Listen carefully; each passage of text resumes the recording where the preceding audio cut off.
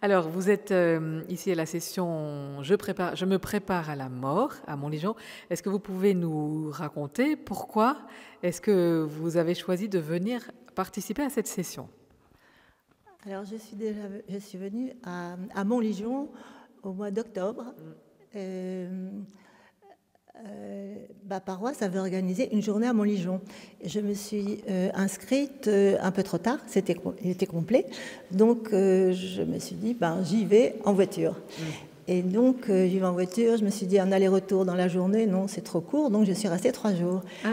Et ici, en individuel, et donc j'ai assisté à la messe, aux divers offices. J'ai été enthousiasmée par ce lieu. Alors, pourquoi vous voulez venir à ce genre de session? Aujourd'hui, je n'ai pas peur de la mort. Je ne sais pas si j'aurais peur de la mort à la veille de ma mort, si je saurais que je vais mourir.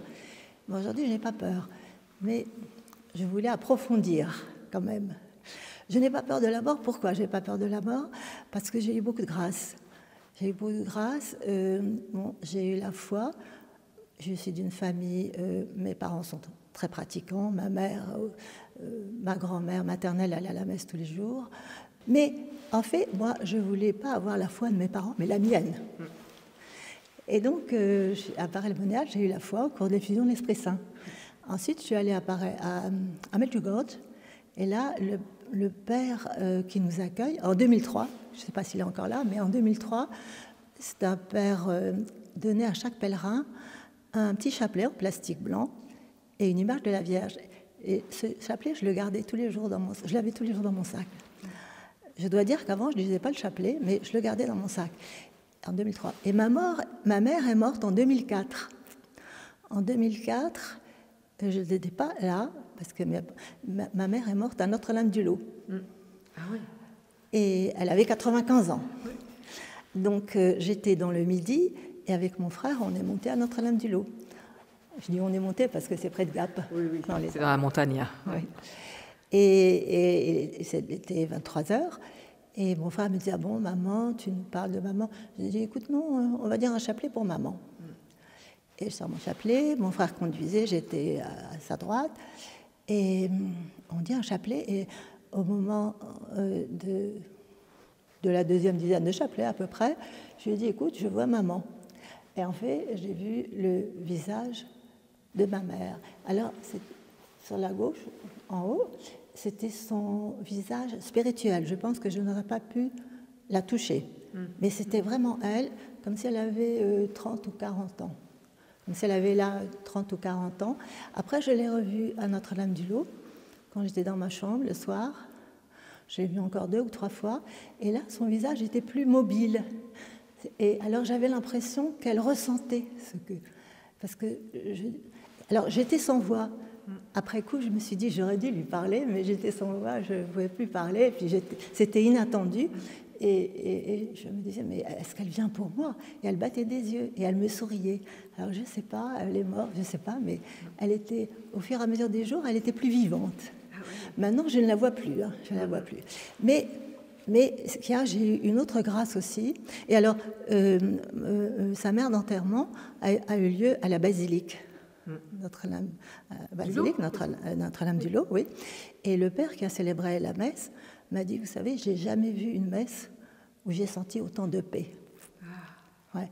En fait, j'étais dans la paix. Et ce que je dois dire aussi, c'est que ma mère était à Gap, puisque les morts, on ne peut pas les laisser. Et quand j'ai vu ma mère, j'ai aimé énormément ma mère. Et j'ai eu un choc inouï, c'était trop fort pour moi. C'était trop dur pour moi, c'était trop dur. Alors j'ai dit à mon père, mon frère, j'ai dit, non, je ne peux pas. J'ai dit, écoute, on va dire un chapelet. Et puis on s'est mis autour de ma mère et on a dit le chapelet, moi, avec mon petit chapelet en plastique. Et à ce moment-là, j'étais dans la paix. Je ne pleurais plus. Ma mère était là. Enfin, je nous vois encore, mais je veux dire, c'est une grâce inouïe que j'ai eue. J'étais dans la paix, je ne pleurais plus. Ma mère était là. Et je lui ai mis une image de... Je dis à mon père, est-ce que je peux faire ceci? Est-ce que je peux faire cela? Ah oui. Ouais, donc pour vous, c'est vraiment le chapelet? C'est la présence de Marie ou c'est... C'est le chapelet. C'est le chapelet. C'est au moment où j'ai dit le chapelet. D'accord. Mais quand j'ai eu la foi à Paray-le-Monial, c'était au cours de l'effusion de l'Esprit Saint. Ouais, c'était très fort là aussi, très très fort. Ouais. Et alors, ce qu'a fait ma mère, mais c'est une grâce inouïe. Ma mère, je l'aimais beaucoup. Et ma mère, par exemple, quand j'avais 6 mois, j'ai failli mourir. Les médecins, un soir, ont dit à ma mère, elle ne passera pas la nuit. J'étais très malade. Elle m'a dit, tu avais les yeux qui battaient, enfin bref. Et elle a prié la Vierge toute la nuit. Elle a dit, oh, laissez-moi ma petite fille, laissez-moi ma petite fille. Et puis après, elle a dit ce mot que je trouve merveilleux. Eh bien, Marie, si vous voulez la bouler près de vous, prenez-la. Ah oui, abandon. Ouais, c'est beau. Ouais. La part d'une mère, c'est magnifique. Oui. Et puis le lendemain matin, j'étais encore là, et puis ça a été. Oui. Alors bon, voilà. Donc, je ne sais pas, j'ai toujours été, pour moi, Marie, et puis maintenant le Christ, et puis maintenant Dieu. Mais Marie, voilà, Marie, pour moi, c'est magnifique, Marie. Ouais. Et donc, alors, j'en reviens à la mort. Ma mère m'a fait un cadeau énorme, pour moi. Hein. Depuis que je l'ai vue, je n'ai plus peur de la mort. Ah oui. Non, j'ai plus peur. Avant, j'avais peur de la mort, j'avais peur. Maintenant, je n'ai plus peur de la mort. Même pour vous, la mort pour vous, vous n'en avez pas peur? La mort pour moi, oui. Et alors, ce que je dirais aussi, ce qui est extraordinaire, ma mère est morte au mois d'août 2003, et au mois de janvier 2004, j'étais à Notre-Dame de Pentecôte à la Défense. Alors, j'avais été assister à la messe, et puis après, il y avait l'adoration. L'adoration, bon, je me suis dit, bon, je vais aller à l'adoration. Et puis, j'étais à l'adoration, et à un moment donné, j'ai entendu dans mon cœur, ta maman est près de moi. Et c'était la voix d'une tante de ma mère, petite sœur de l'Assomption, qui était à Paris, maître des novices, qu'on allait voir pendant les vacances. Et c'était sa voix. Et elle était morte 20 ans, il y a 20 ans ou 30 ans, enfin très longtemps. Je ne pensais pas à elle à ce moment-là. Et c'était sa voix. Je me dis, incroyable. Elle savait que j'étais là. Alors j'ai pas peur de la mort. Non. Oui, vous vous dites qu'elle va vous attendre et que votre maman aussi sera là-haut.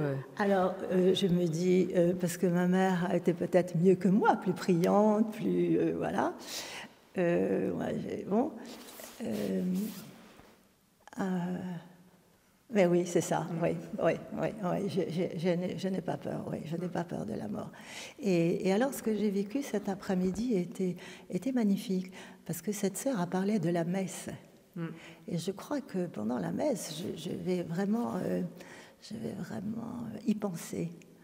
La messe et la mort, c'est-à-dire comme Marie au pied de la croix, la communion, ce qu'a vécu le Christ. Ouais. Alors justement, je me demandais, avant de venir à Montligeon, je me disais, se prépare à la mort, mais bon, qu'est-ce que c'est? Comment vont-ils goupiller ça? Oui. Et là, je vois que c'est la messe. Et la messe, c'est le cœur, en fait, le cœur de notre foi, en fait, le cœur de la résurrection. Oui, c'est ça. Ouais. La résurrection. La croix et la résurrection des morts.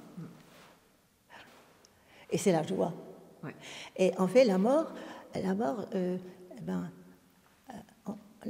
on devrait avoir une mort d'amour, une rencontre avec Jésus, avec Marie, avec tous les saints, avec peut-être mes parents, avec mes tantes, ma tante qui m'a parlé dans mon cœur. C'est une grande joie, la mort, en fait.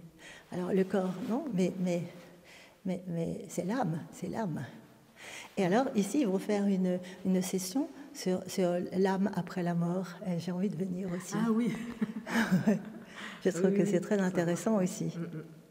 Parce que l'âme, voilà. Et comme j'ai vu ma mère, j'aurais pas pu la toucher, comme je vous ai dit, c'était son corps, comme si elle avait son visage. Hein. Et c'est son âme, en fait. Bah oui. Alors, donc, je me dis, là-haut, ça va être extraordinaire, ça va être magnifique.